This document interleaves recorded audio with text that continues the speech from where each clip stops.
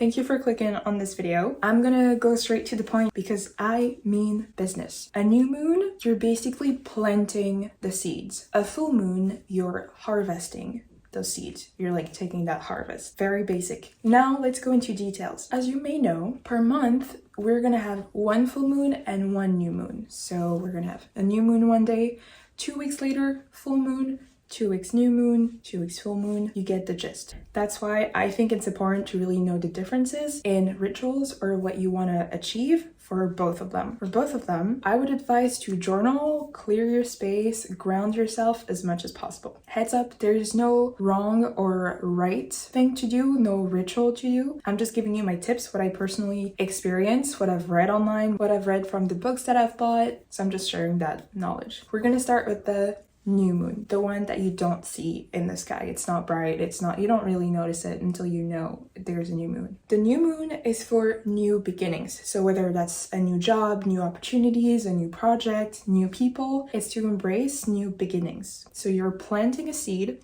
like, what do I want to achieve? What are my goals? I know a lot of people are saying to not manifest things that are too long, like too far in the future. So a lot of people are advising to stick to 30 days goals. I think as long as you can dream it, you can achieve it. What's gonna be important about new moons is that it's the prime time to manifest. A lot of people like to write on pen and paper.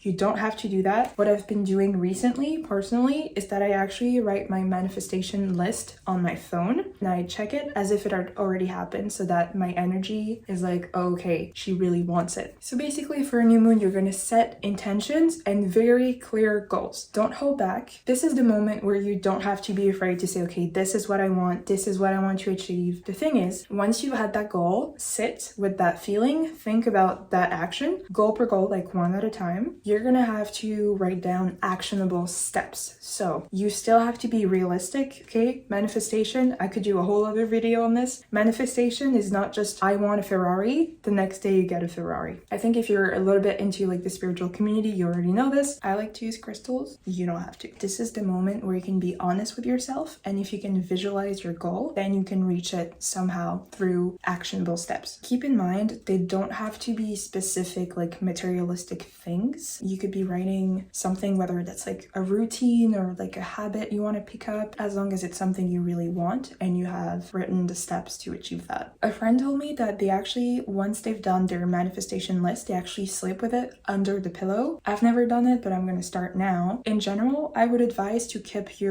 that list visible, just so it's a reminder that, hey, I'm actually working towards that. I personally like to keep them visible just so that the month after that, I can refer back to it and be like, oh my god, I actually did manifest XYZ. New moon, it's all about new beginnings, new habits. It's about planting that seed and saying, okay, what do I want to change? What do I want to start? What is new that will bring me good? Not necessarily good, but like what will bring me what I want? Yeah, so it's basically a clean state, and it can be the time for you to not necessarily reinvent yourself, but at least be like, okay, this is an area in my life where I would like a little more guidance, or I would like to be a little bit more patient with XYZ. Whatever goals you have, they're valid. Remember, this is the moment where no one's going to judge you. No one's going to read your list. This is like private. This is for you. So make sure you're honest with yourself, because if you can't be honest with yourself, it's not going to work out. Okay, so this was the new moon, planting that seed, right? 2 weeks later, we get the full moon.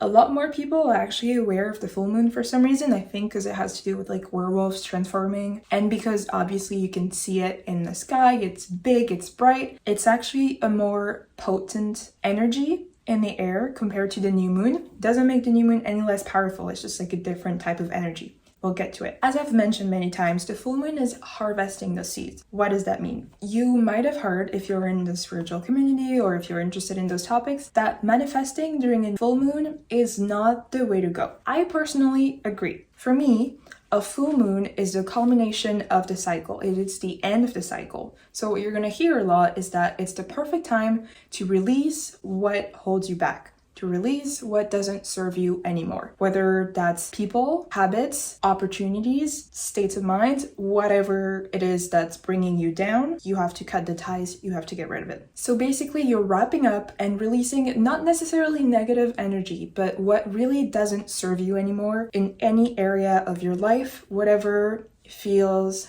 like it's a burden to you. The bottom line for both moons is that you have to be honest with yourself and you have to self-reflect and you have to be self-aware and be like, okay, what actually is not satisfying me right now? What do I need to get rid of? What do I need to cut ties with? It can be something that's stressing you out, something that you don't want anymore. Again, person, a situation, a habit, a feeling, whatever it is. You can see the full moon as like this massive spotlight that's saying, hey, look, this is what's not working out and this is what you should be working on, either to like repair or change or completely get rid of. For the full moon, you're still going to write those things down, just like as the new moon if you're manifesting. Thing is, remember, for the full moon, you're releasing, you're getting rid of. So I have different advice. Listen to them all before you pick one technique. One of them, if you're writing on pen and paper, you can actually burn the paper.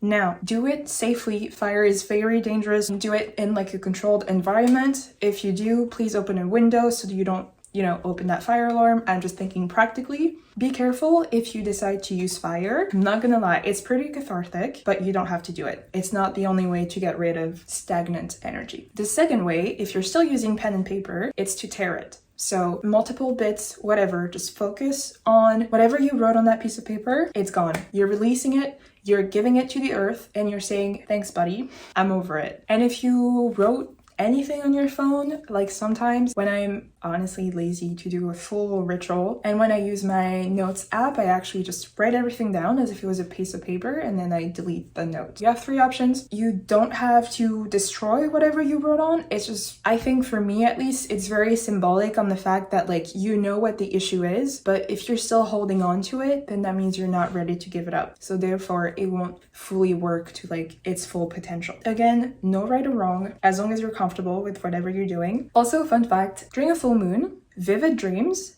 I don't know why. If someone has an explanation, please let me know. My dreams are always not even crazy, but my dreams are so wild during a full moon. It can be a psychological effect. Maybe it's like a confirmation bias. I don't know. I'm just telling you my experience. My dreams have never been more vivid than 2 days before and 2 days after, or even the day of the full moon. So if you're thinking about lucid dreaming, I have a great video about that. Little recap. For both new moon, full moon, you do need to cleanse your space, whether it's with sage, I like to do incense, whether that's burning a candle, whatever you feel makes you comfortable and safe and cozy and makes the place that you're in almost, I don't want to say sacred, but like safe and ready for you to set your intentions in like the most productive way possible, if that makes sense. Apparently, you want to ground yourself, so that also means walking in the grass bare feet, stuff like that. I personally don't do it, but if you feel like it connects you more and grounds you more, do it. For both those moons, I would also advise to meditate a little. If you're struggling to really find something to write down, whether you're not sure what to manifest or you're not sure what to release,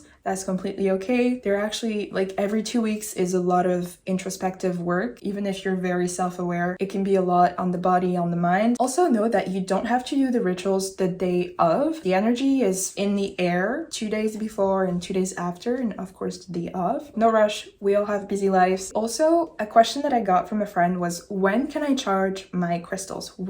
Is it both? Like, what should I do? I would not advise to charge your crystals on a full moon because remember, we're releasing. So what I do is that actually on a new moon, I leave them out by the window. They don't have to be in the direct moonlight if it's a new moon. The energy, remember, it's not about the moonlight and the light, stuff like that. It's about the energy that is all around. So I still like to do it by my window because it makes me feel better, but you don't have to. For me, a new moon is the optimal time to recharge your crystals. Make sure they're you know, ready to help you plant your seeds, and that's why I like to use them to manifest, to help me manifest. Whereas for a full moon, it's not really a charge, it's more like a cleansing process almost. So I still leave them out by the window, but I set the intention of like, okay, you're getting rid of whatever stagnant energy is in you or whatever negative feeling is in you, so that the next day I can program them better. There are other ways to charge your crystals without a new moon. For me, it's the easiest to charge all of them at the same time. Depends on your collection. I personally love to light some incense as well as listening to frequencies if I manifest. You can just go on YouTube, you'll find tons of them. It's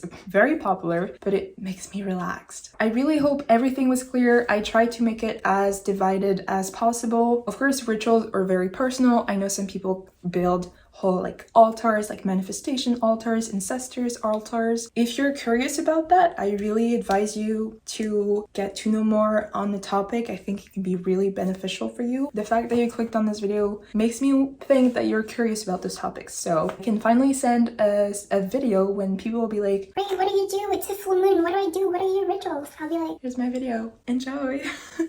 Yeah, this was long overdue. I hope this was useful. Before you go, remember to empty your email boxes because that pollution is not cute. Don't forget to like, leave a comment, subscribe. It really helps to grow my channel. Really appreciate it. Feel free to check out my other videos. Bye!